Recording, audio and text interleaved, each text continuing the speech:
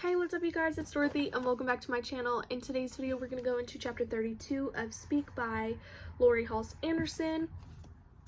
I am hoping, fingers crossed, that we can finish this book off today. I think the last time I checked, we had like 128 pages left to read when I looked at it earlier, but let's get right into this video. This video may contain sensitive topics and foul language. If you do not wish to continue, please click off of the video now. You have been warned.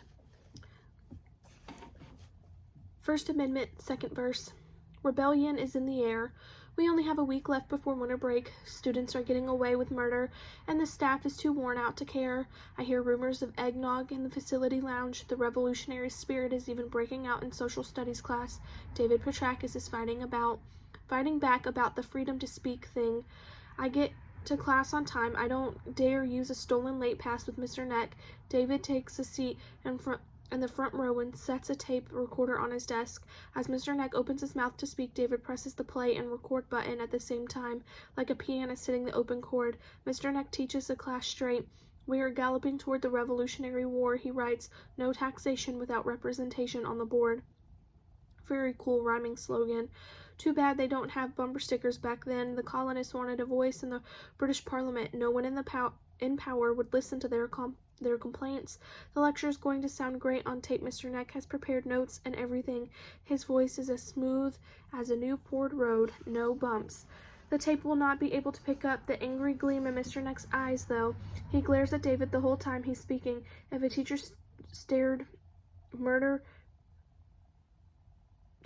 at me for 48 minutes, I'd turn into a puddle of melted jello. David stares back. The school office is the best place to go for gossip. I overhear the soundbite about the Petrakis' lawyer while I wait for another lecture from my guidance counselor about not living up to my potential. How does she know what my potential is? Potential for what?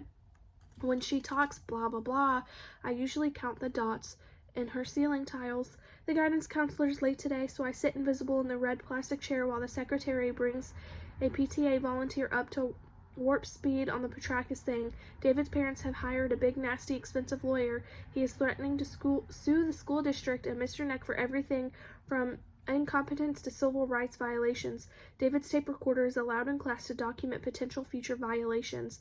The secretary doesn't sound too upset at the idea that Mr. Neck could get canned. I bet she knows him personally. David must have mentioned the hairy eyeball treatment to his lawyer that afternoon because the next day there is a video camera set up in the back of class. David Petrakis is my hero.